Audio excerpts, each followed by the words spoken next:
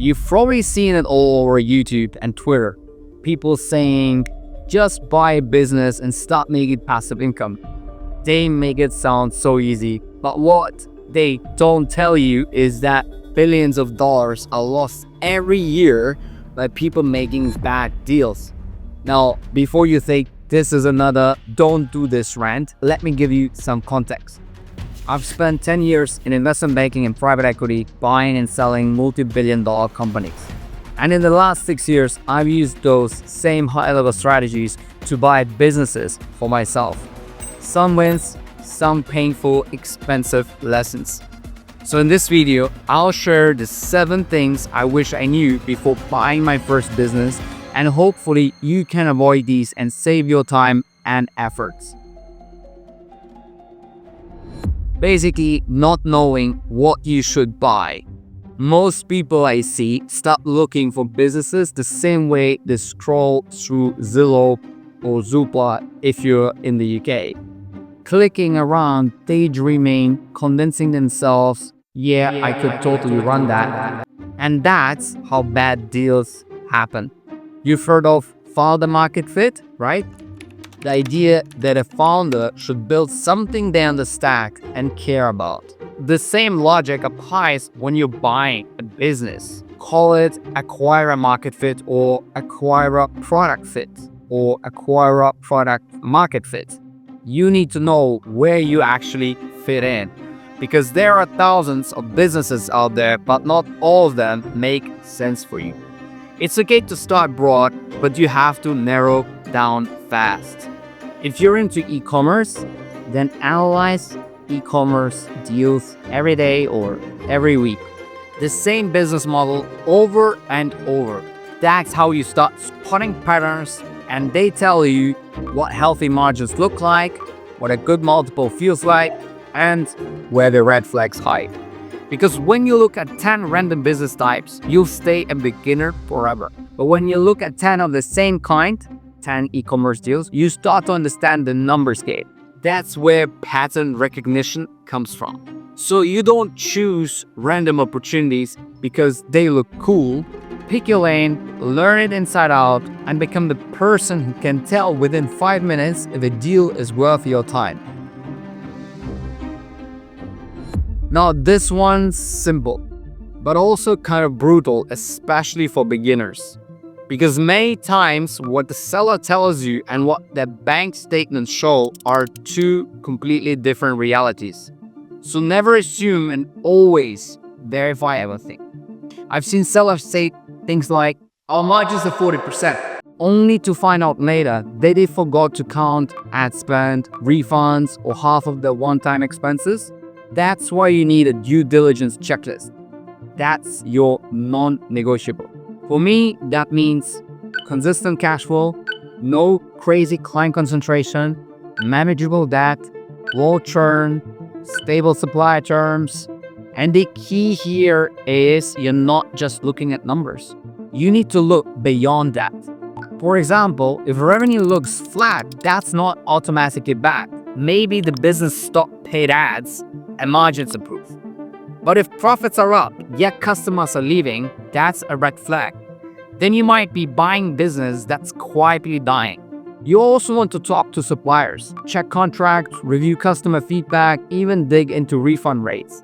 It's not that you're being paranoid by doing this. It's about making sure you're not the one left holding the bag when reality hits. Think of due diligence as your insurance policy before you spend a single dollar. And if you want to go deeper into exactly how I run this process, I broke down my entire checklist in another video. I leave the link in the description below.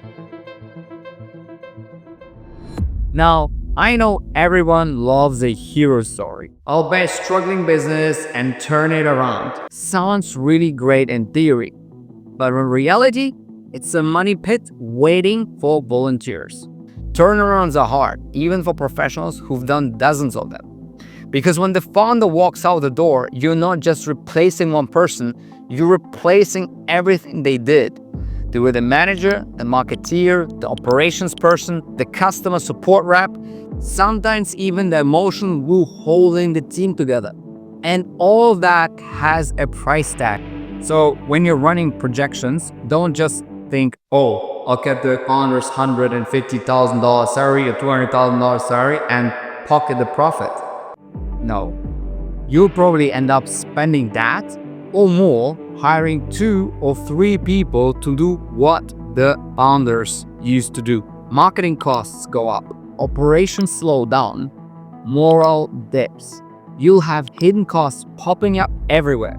The truth is, struggling businesses usually struggle for a reason. And unless you're bringing a specific skill set that directly fixes that problem, you're not buying opportunity, you're buying chaos. So before you play the turnaround hero, ask yourself one question. Am I really the best person to fix this? Or am I just underestimating how broken this business actually is? And you will get your answer, which in most cases would be not to buy this business. Now, leverage is one of those words that sound powerful until it's pointed at you, because it magnifies everything, both the upside and the pain. Even pros with solid deals, great teams, and deep pockets have gone bankrupt because they took on too much debt. It doesn't matter how good the business looks on paper, when cash flows tightens, that doesn't care. The payment still is due. Just look at the e-commerce roll-ups and aggregators that blew up over the last 2 years. They raised billions, bought hundreds of brands, and used mountains of leverage to do that. And guess what? They ended up destroying over $15 billion of capital. Why? Because leverage doesn't just amplify returns, it also amplifies every mistake. When sales dipped after COVID or supply chains slowed because of geopolitical issues, did that crush them? If you want to understand what went wrong there, I break the whole thing down in this video, so check it out after this one. So here's the deal. If it's your first deal, don't touch leverage. Unless it's an SBA finance structure with built-in safeguards, you're just adding stress and risk for no reason. My rule of thumb is no personal guarantees on your first deal, get seller financing wherever you can, and always run the stress test. Can this business survive if revenue drops 20% and costs rise 10%? If the answer is no, you're not buying freedom, you're buying a ticking time bomb. When people buy a business, they usually focus on the product, the profit, or the price. But have you thought about what actually keeps that business alive? It's the people and systems. And I don't just mean employees. I'm talking about suppliers, agencies, logistics partners, software tools, even the random freelancer who knows how to fix that one technical thing no one else understands. These relationships are the invisible wiring of the business. Change too much, too fast, and you can blow a fuse. In one of our acquisitions, we ran out of inventory pretty much right after we bought the business. Not because demand suddenly exploded, but because we underestimated how much stock we actually needed. That one mistake cost us months of lost revenue. And that kind of stuff rarely shows up in due diligence unless you're super experienced. You can check the spreadsheets, the contract to profit margins, and still miss the small details that make or break operations. Supplier reliability, seasonality, customer behavior, these things only reveal themselves once you're inside the business. So don't assume the system runs itself just because it looks stable on paper or it's written in the marketplace description where you saw the business. Every process, every person, every vendor plays a role. The smartest thing you can do after buying is observe before you optimize. Because the moment you start pulling wires without understanding the circuit, that's when the lights go out. A lot of people buy a business thinking they're finally becoming owners. But a few months in, they realize they've just become employees of themselves. You didn't buy freedom. You bought a 70-hour-a-week job with extra stress and no paid vacation. The difference between buying a job and buying a business comes down to one thing: systems and people. If every customer email, refund request, and payroll still depends on you, then congrats. You didn't escape a grind, you just gave it a new address. The real business is one that runs without you being in every part of it. That doesn't mean you disappear. It means you build processes, you delegate, and you replace yourself in the day-to-day so the machine keeps running whether you show up or not. That's where true ownership starts. Your time creates leverage, not labor. Most buyers spend months obsessing over a deal and almost no time thinking about what comes after. That's where the real game starts. The biggest misses usually happen after the ink dries. You don't have the right team to replace the founder.